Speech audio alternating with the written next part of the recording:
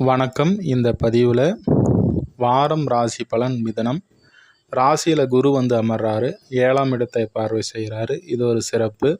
திருமணம் ஆகாதவர்களுக்கு திருமணம் வாய்ப்பு கைகூடி வரக்கூடிய ஒரு அமைப்பு. பாக்கியஸ்தானத்தை பார்க்குறாரு. மனதளவில் இருந்த பிரச்சனைகள் விலகப் போகிறது. குலதெய்வ அனுகூலம் ஏற்பட போகிறது.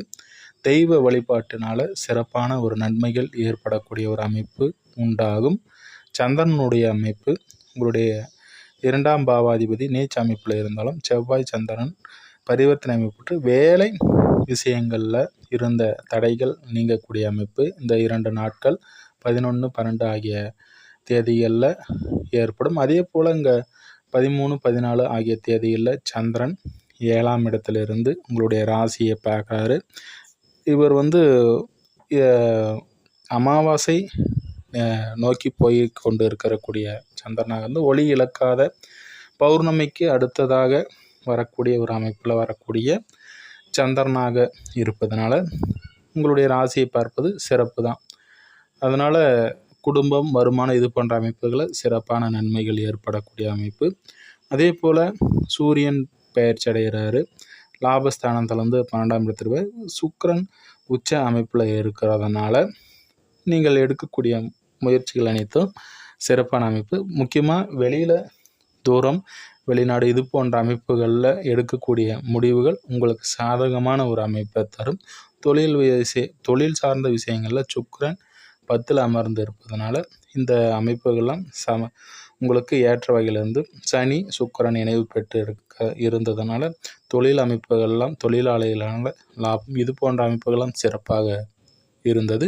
அதே போல் 4க்குடையவர் லாபஸ்தானத்தில் அமர்ந்ததுனால வீடு, வண்டி, வாகனம் சம்மந்தப்பட்ட விஷயங்களில் யோகமான அமைப்பு இருந்தது.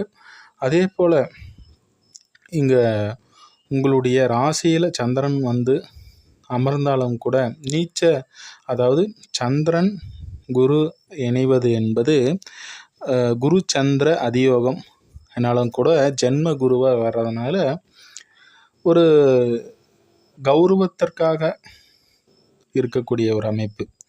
எது நடந்தாலும் கூட ஒரு கௌரவத்திற்காக, ஏன்னா கௌரவத்திற்காக ஒரு வெளியில் எதையும் காட்டிக்காத ஒரு அமைப்பை கொடுக்கக்கூடியவர் குரு. இவர் இருக்கிற பெரியசாக வளர்ச்சி அடையாது. அதனால் அப்போ சந்திரன் குரு இருந்ததுன்னா உடம்பு, மனது இது போன்ற அமைப்புகள் ஒரு மந்தத்தன்மையாக தான் இருக்கும். அதே போல் உங்களுக்கு இவர் பார்க்கக்கூடிய இடம்தான் சிறப்பு. அந்த வகையில் புத்திரஸ்தானத்தை பார்வை செய்கிறாரு. அதிர்ஷ்ட வாய்ப்புகள் உண்டாகும். குழந்தை இல்லாதவர்களுக்கு குழந்தை பெறக்கூடிய ஒரு அமைப்புலாம் உண்டாக போயிடுது. 3ல் வந்து கேது அமர்வது கூட ஒரு சிறப்பு தான். எடுக்கக்கூடிய முயற்சிகளை சிந்தித்து எடுப்பீங்க. அதன் மூலயமாக வெற்றி பெறக்கூடிய ஒரு அமைப்பு உண்டாகும். இன்னொரு பதிவில் சந்திப்போம் நண்பர்களே. நன்றி, வாழ்த்துக்கள்.